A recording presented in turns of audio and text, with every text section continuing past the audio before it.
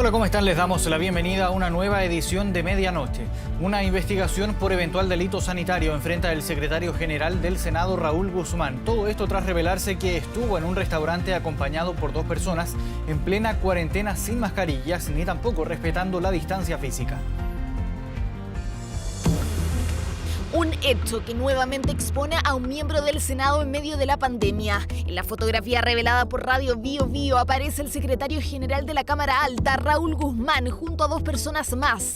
Los 3 sentados en el restaurante Loyola de la comuna de San Miguel el pasado 25 de junio, en plena cuarentena, sin mascarillas ni respeto por la distancia social.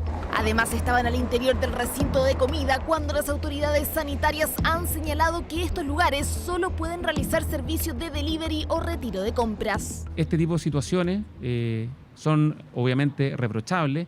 Si le queremos pedir a los ciudadanos que sigan en forma estricta las disposiciones de la autoridad sanitaria, quienes tenemos de cargos de responsabilidad pública, tenemos que dar el ejemplo. Compleja situación para Raúl Guzmán, que lleva poco más de un año en la Secretaría del Senado, cargo que asumió tras renunciar como fiscal metropolitano sur. Vuelve a ser noticia por esta imagen en la que está acompañado por el asesor de la Fiscalía Metropolitana Sur, Roberto Contreras, y al fiscal de la Unidad de Análisis Criminal y Focos Investigativos Sur, Patricio Rosas, hecho por el cual la propia Fiscalía Metropolitana Sur anunció acciones.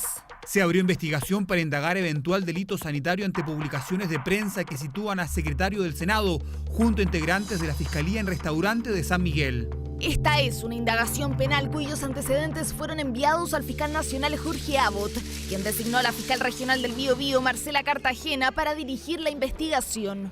Nadie está libre en Chile de cumplir las normas sanitarias. El señor Guzmán pertenece a una institución del Estado de Chile que es independiente del Poder Ejecutivo y espero que la presidenta del Senado responda. He conversado con el señor Guzmán, con nuestro secretario, quien me ha manifestado su pesar y sus disculpas por el efecto que ha tenido esta situación. A pesar de las disculpas, el Senado tomó otra acción para esclarecer los hechos. He ordenado recabar mayores antecedentes con el objeto que sean conocidos por la Comisión de Régimen Interno, la que deberá decidir los procedimientos internos a seguir ante la conducta del secretario general del Senado.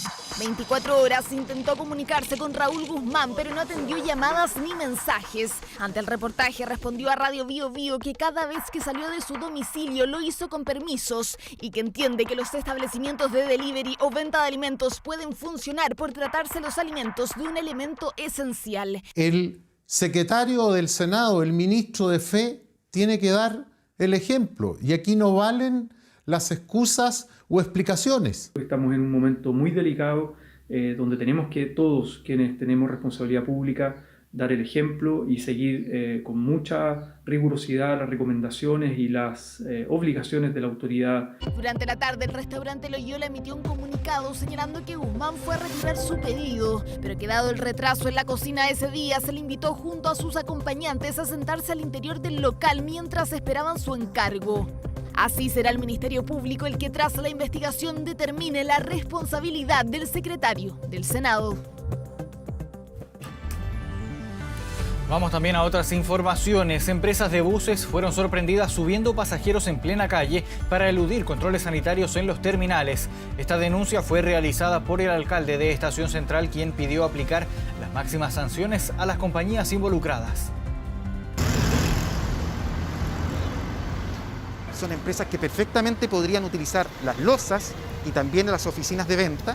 Sin embargo, por una reducción mínima de costos, exponen a los pasajeros a condiciones sanitarias que pudiesen ser bastante graves. Ubicado en la comuna de Estación Central, el Terminal Santiago se encuentra operando al 5% de su capacidad. Al interior del recinto se instaló una aduana sanitaria para los pasajeros que necesitan viajar por razones justificadas. En este punto, todos deben presentar cédula de identidad, salvoconducto y pasaporte emitido por la autoridad competente. Sin embargo, a solo un par de cuadras del terminal, empresas suben viajeros en plena calle. Es una coordinación con personas que trabajan en la inmediación del terminal para defraudar y justamente que no se pase por este punto sanitario en donde se le pide a las personas los permisos correspondientes. Acá hay mafias que están operando en esto. Lamentablemente yo lamento que las empresas privadas se presten para este tipo de situaciones porque se está poniendo, ¿cierto?, primero, lamentablemente, las ganancias de la empresa por sobre la salud de las personas. Para los encargados del terminal, subir pasajeros en la calle representa tanto un menoscabo económico para el recinto como un atentado contra la salud de la población. Hacemos un llamado desde la Asociación de Terminales a que todas las concesionarias de terminales a nivel nacional caduquen los contratos de arriendo de losa y de oficinas para aquellas empresas que, teniendo contratos vigentes con esos terminales, no los estén utilizando y estén cargando pasajeros afuera de los terminales. Nosotros como gremio estamos solicitando permanentemente al alcalde y a las autoridades que fiscalicen todas estas conductas inapropiadas fuera de los terminales. En todo Chile hay 24 aduanas sanitarias instaladas en los terminales de buses y ante lo ocurrido en Santiago se anuncia un incremento en la fiscalización. Cualquier intento por burlar estos controles es un acto grave e irresponsable porque pone en peligro la vida de las personas. Como Ministerio de Transporte reforzaremos las fiscalizaciones a buses, pero también hacemos un llamado a las personas a respetar y cuidar, comportar su pasaporte sanitario y pasar por los controles. Subir pasajeros en la calle con el fin de evitar controles sanitarios. Denuncia que se suma a otros episodios de empresas o personas que aparentemente se sienten con el derecho de no respetar lo decretado por la autoridad en tiempo de pandemia. La Fiscalía indaga si es que existió delito en la celebración de un culto evangélico en el que participaron adultos y niños sin mascarilla en la Araucanía. La Seremi de Salud prohibió este tipo de ceremonias, aunque los fieles aseguran que volverían al recinto.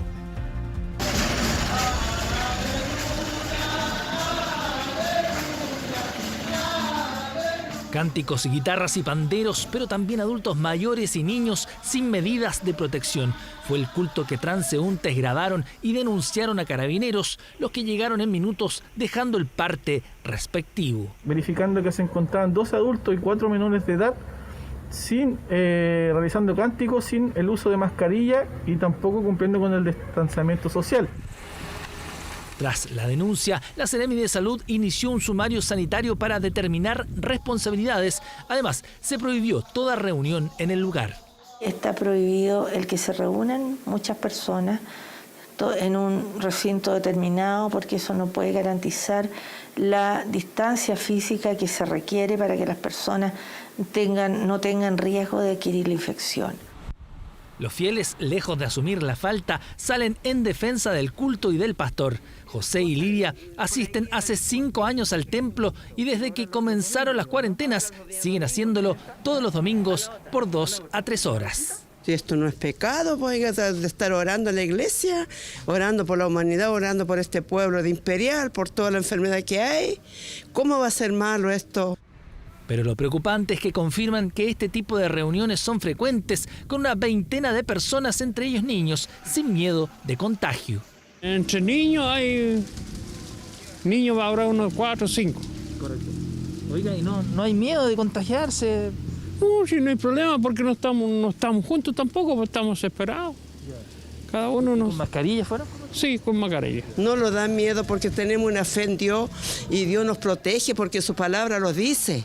No te dejaré ni te desampararé, te protegeré del mal. Oiga, ¿y usted iría de nuevo al culto? ¿Ah? ¿Iría de nuevo al culto? Claro que yo iría de nuevo al culto. Los antecedentes ya están a disposición del Ministerio Público de la Araucanía, mientras el Consejo de Pastores insiste en que los cultos pueden realizarse, pero de manera virtual. Estos hechos fueron puestos en conocimiento de la Fiscalía Local de Nueva Imperial, que inició una investigación con el propósito de determinar si las infracciones que se puedan constatar en ese lugar son constitutivas de un delito y atribuir las responsabilidades que correspondan. Que el Consejo Regional de Pastores de Araucanía desde el 15 de marzo ha estado invitando de forma cordial a la suspensión total de las actividades presenciales y mantener nuestros vínculos con nuestras comunidades de fe a través de las plataformas tecnológicas. Polémico culto que desde ahora en adelante tendrá que suspenderse, pese a que los fieles insisten en la necesidad de reunirse de forma presencial todos los domingos.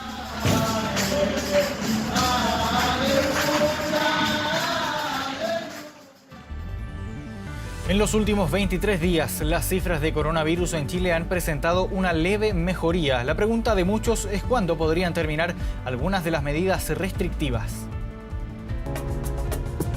Difícil de responder y más de dar el día y la hora exacta, pero es un tema del que ya se habla al máximo nivel. Preparando un plan para comenzar muy gradualmente y avanzar en una futura estrategia de desconfinamiento. El COVID-19 sigue golpeando duro a Chile. Eso sí, en los últimos 23 días hay una mejoría sostenida, pero no suficiente. El informe de este martes contabiliza 2.462 casos nuevos, 50 fallecidos y un total de contagiados que ya supera los 300.000.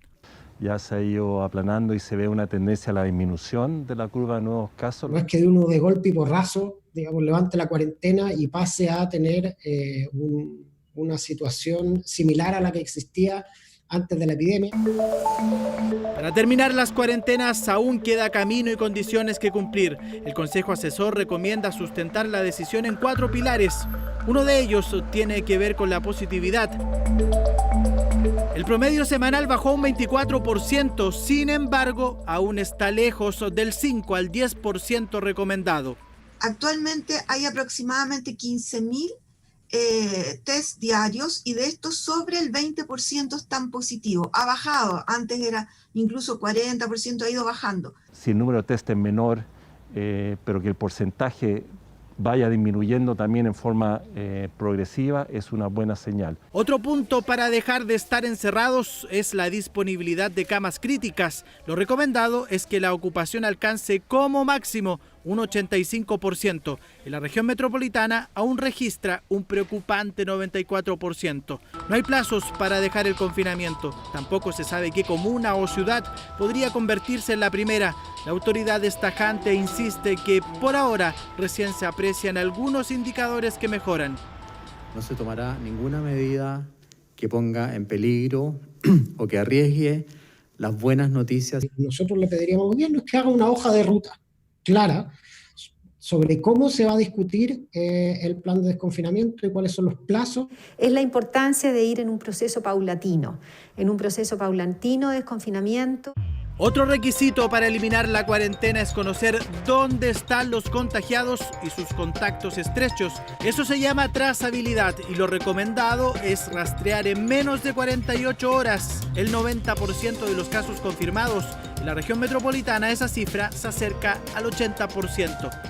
El fin de las cuarentenas técnicamente aún no es posible. Van 23 días de cifras mejores, pero falta y bastante para salir sin peligro de contagiarse. Las encerronas y portonazos no se detienen en tiempos de pandemia. Los delincuentes huyen con mayor facilidad por la baja circulación de vehículos y también de personas en las calles.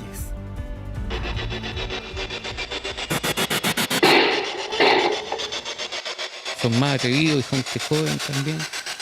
Con la autopista. Si bien las cifras van a la baja durante este tiempo de pandemia, estos son sin duda delitos que se siguen repitiendo. Violentos delincuentes que actúan en grupo y siempre armados. Si antes intimidaban con estos elementos, hoy no dudan en utilizarlos.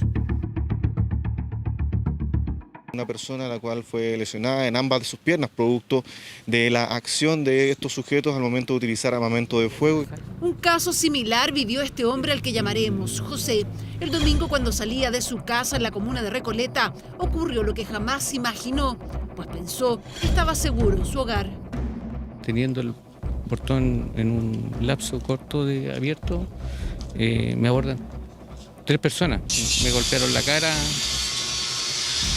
con un punzón, probablemente era un destornillador. Sí, también hubo golpe.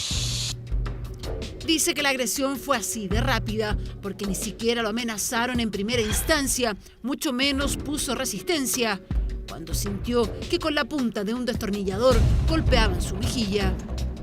Yo empezamos a gritar y cuando salimos toda la familia hacia la calle se cerró la puerta y ellos quedaron al interior y uno escapó. Al final marcha atrás y botaron portón y todo lo que se puede ver muro y todo eso. Nunca había sucedido algo de esta magnitud. Entonces la verdad es que si bien teniendo portón eléctrico, cámaras de seguridad, estos tipos la verdad es que no tienen miedo de nada. O sea, lo único que provocaron en esta situación fue daño. Experiencia que don José se atreve a contar, porque son muchas las víctimas que viven situaciones como él y que se aprecian en estas imágenes.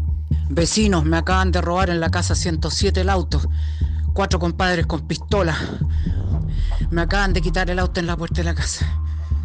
Videos que testigos logran grabar y terminan siendo pruebas fundamentales para reconocer a los autores y acreditar su participación. Eneas, entrando al sector de Eneas. Y posteriormente sus capturas. En abril 1.505 casos, mayo sigue la tendencia, 870 denuncias, en junio la cifra subió a 1.020 y hasta el 4 de este mes los robos violentos de vehículos llegaban a 109.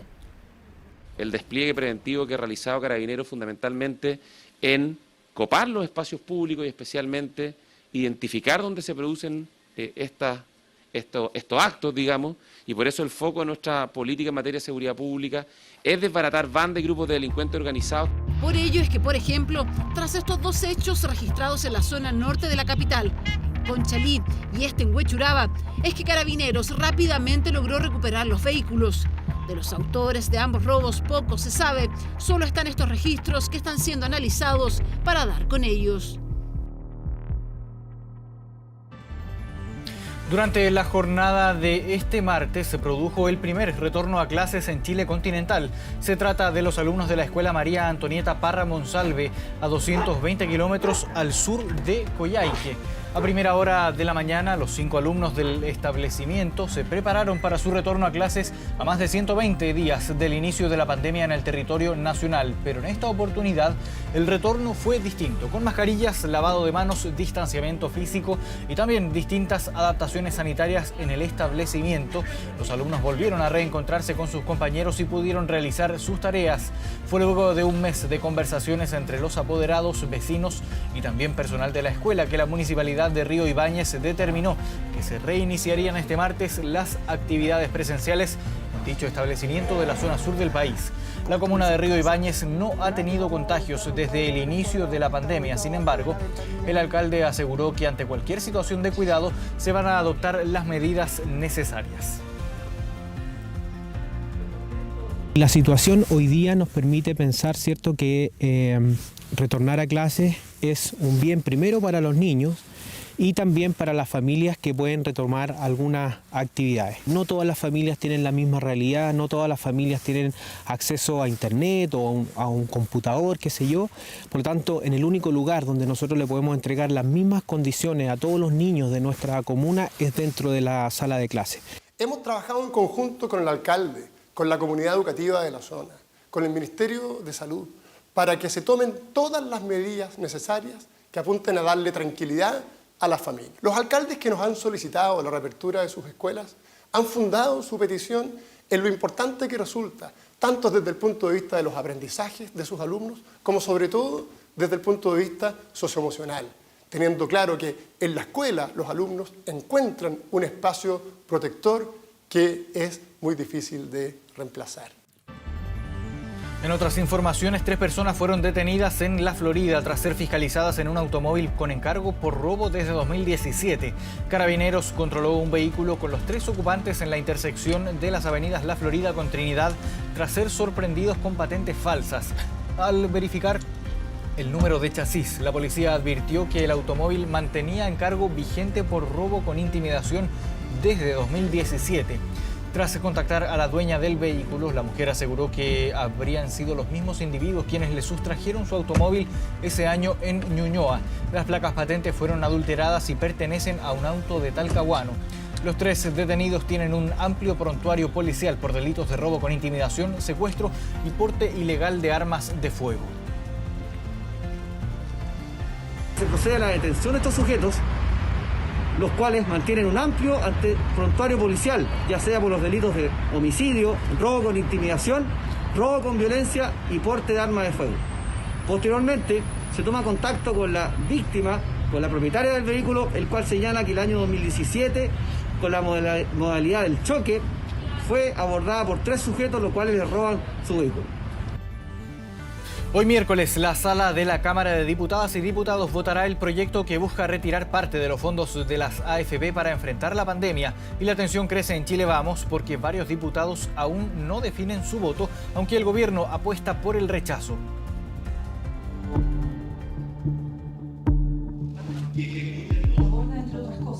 Un oficialismo que en las últimas semanas se ha mostrado los dientes por diversos motivos, por vetos, por apoyos a polémicos proyectos, por votaciones claves en el Congreso Nacional, lo que ha provocado críticas entre partidos socios y cuestionamientos a miembros del comité político. Por esto, el escenario que se avecina este miércoles en la Cámara de Diputados está marcado por la incertidumbre cuando vuelva a discutirse y votarse el proyecto que permitiría retirar un porcentaje de los fondos de las AFP para enfrentar la pandemia, iniciativa que el gobierno rechaza. Aún así, no ha podido convencer a todos sus parlamentarios. Hoy día, a esta hora, yo voy a aprobar el proyecto de ley. Es una buena alternativa de poder entrar a discutir esta posibilidad del tema del retiro de los recursos de pensiones. En el caso mío, yo estoy en reflexión. El gobierno también, ¿cierto?, nos dice de que no va a hacer absolutamente nada y después se pone de acuerdo en el Senado. Cuestionamiento directo a la moneda, y no fue el único. Durante la tarde de este martes se esperaba la declaración de la Comisión Política de la UDI, que a través de una carta apoyaría el actuar de su presidenta, que ha criticado el manejo político del gobierno. El documento finalmente no fue publicado, sí un borrador cargado de críticas al ministro del Interior, a quien acusaban de falta de conducción y ausencia de liderazgo, en línea con lo que había dicho anteriormente Jacqueline Van Rysselberghe. Horas antes, el propio Blumel llamó a la unidad.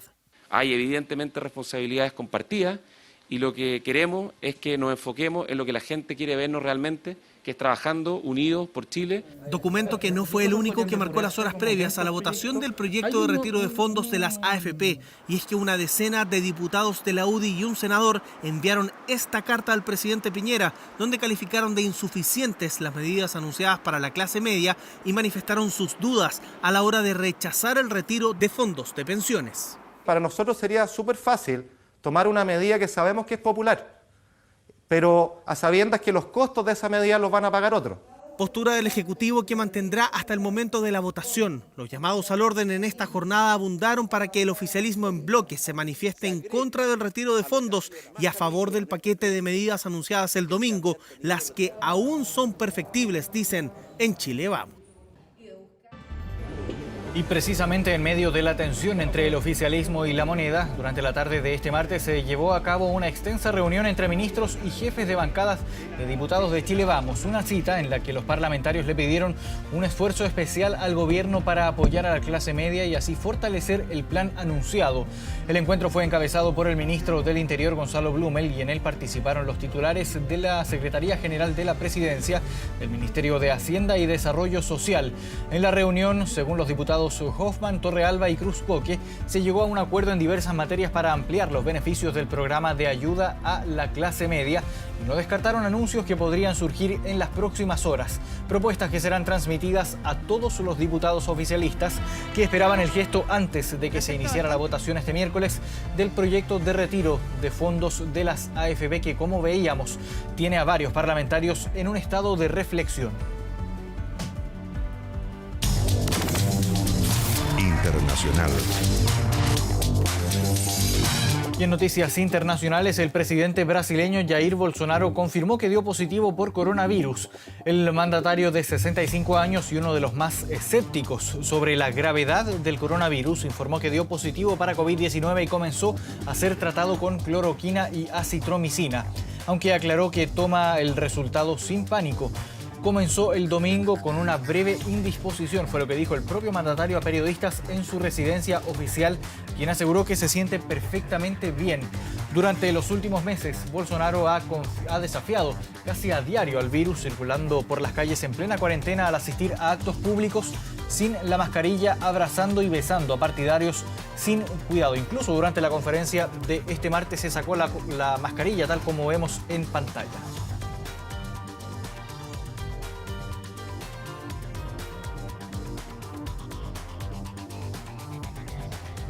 Estados Unidos inició formalmente el retiro de la Organización Mundial de la Salud tras oficializar esta medida ante la ONU.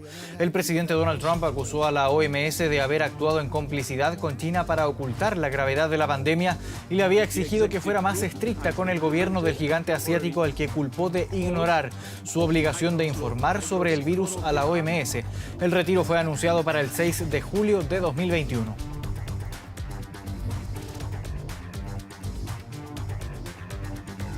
Australia impondrá confinamiento durante 6 semanas en la ciudad de Melbourne debido a un rebrote de coronavirus. Esta medida tiene por objeto controlar la expansión de los nuevos contagios, que este martes registraron en esa zona 191 nuevos casos. Un confinamiento similar será aplicado en el municipio de Mitchell, situado a 77 kilómetros de Melbourne.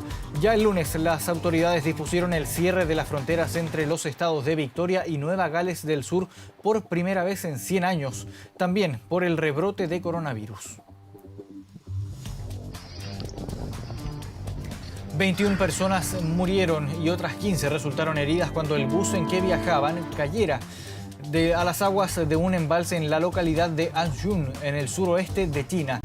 En esta máquina viajaban estudiantes que se dirigían a rendir su examen de ingreso a la universidad cuando sorpresivamente este vehículo se desvió de su ruta y cayó a las aguas del embalse. Aunque en un principio se informó de solo 2 víctimas fatales entre personas rescatadas, más tarde las autoridades actualizaron el balance, cifrando en 21 los fallecidos, mientras que los sobrevivientes fueron trasladados a distintos hospitales. El bus no llegó a hundirse por completo, pero cuando fue sacado del agua no había ningún pasajero en su interior, según indicaron testigos.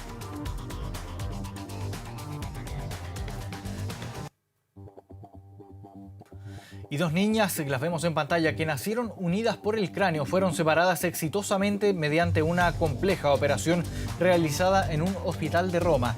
Ervina y Prefina, de 2 años, nacieron en la ciudad centroafricana de Mbaiki y, para sorpresa de todos, estaban unidas por la parte de la nuca. El hospital local no estaba preparado para un caso de este tipo y las hermanitas fueron derivadas a un centro de salud en Bangui, que fue equipado por instrucciones del Papa Francisco. Allí fueron conocidas por la directora del Hospital Niño Jesús del Vaticano, quien decidió llevárselas a Roma.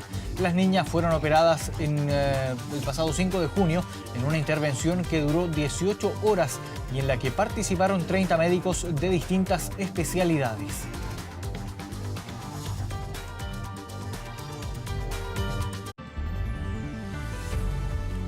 A esta hora tenemos una temperatura de 7,3 grados. Hoy Santiago estará nublado con una máxima de 12 grados. Isla de Pascua tendrá cielo parcial con una máxima de 21 grados.